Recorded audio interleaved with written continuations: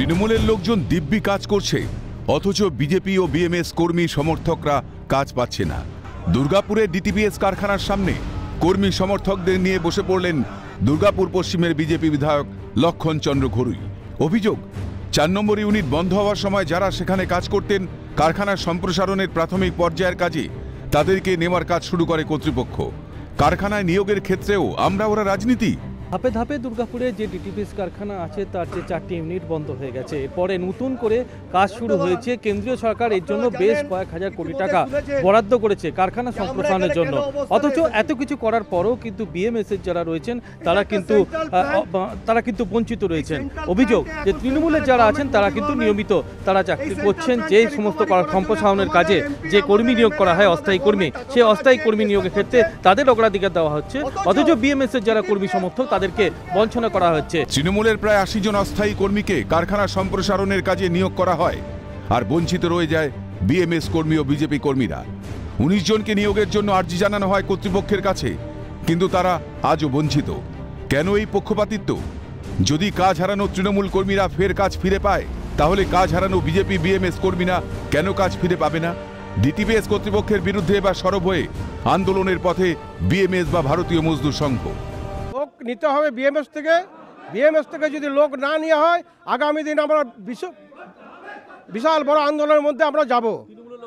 হ্যাঁ, তৃণমূল লোক হয়ে গেছে, এখানে একটা ভিলেজ কমিটি আছে, তাদেরও লোক নেওয়া হয়েছে, কিন্তু বিএমএস থেকে কোনো লোক নেওয়া হয়নি।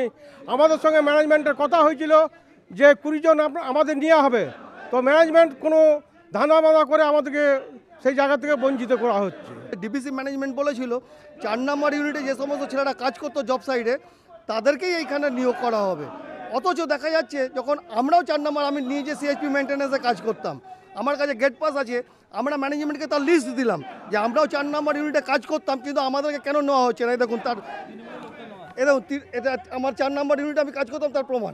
তৃণমূল থেকে সমস্ত লোক নেওয়া হয়েছে, অথচ বিএমএস থেকে কোনো লোক নেওয়া হবে না। ভিত্তিহীন অভিযোগ তুলে বিএমএস ও বিজেপিকে একযোগে বিঁধেছে তৃণমূল নেতৃত্ব। এটা পুরোপুরি একটা ভুল তথ্য তারা দিচ্ছে। আমরা যেটুকু জানি, ডিবিসি ডিটিপিএস প্ল্যান্টে দীর্ঘদিন ধরে যারা 12-14 বছর ধরে কাজ করতো যেসব শ্রমিক, তারা এখন ছাঁটাই হয়ে গেছে। সেই সব ছাঁটাই শ্রমিকদের এখন এখানে ঢোকানোর জন্য আমরা একটা দাবি রেখেছিলাম ম্যানেজমেন্টের কাছে।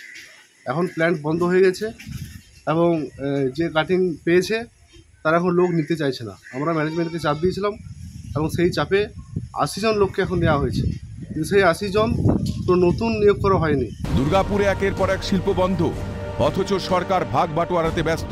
অভিযোগ বিজেপি বিধায়কের। দুর্গাপুর একের পর কারখানা বন্ধ। রাজ্য সরকার আসার পর থেকে অনেক মানুষ স্বপ্ন দেখেছিল যে কারখানা হবে। এখানকার মাননীয় মুখ্যমন্ত্রী তৃণমূল কংগ্রেস তা শুধু আন্দোলনে ব্যস্ত, লড়াই করতে ব্যস্ত, ভাগ বাটোয়ারা করতে ব্যস্ত, কারবার নিতে ব্যস্ত। তা একের পর কারখানা বন্ধ, ডিপিএল বন্ধ, কেমিক্যালস বন্ধের মুখে। অস্থায়ী কর্মী নিয়োগের প্রশ্নে পক্ষপাতিত্বের অভিযোগে আন্দোলন সংগঠিত হওয়াতে ফের শিল্পাঞ্চল দুর্গাপুরের আকাশে কালো মেঘ জমা হয়েছে। এখন এই সংকট কাটিয়ে কিভাবে সমাধান সূত্র মেলে, সেটাই দেখার অপেক্ষায় দুর্গাপুরের শ্রমিক মহল।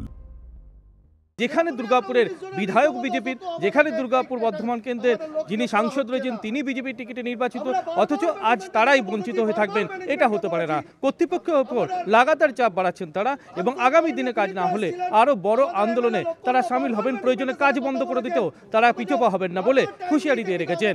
দুর্গাপুরের ডিটিপিএস কারখানার সামনে থেকে রাজেশ সেনগুপ্ত, ক্যালকাটা নিউজ।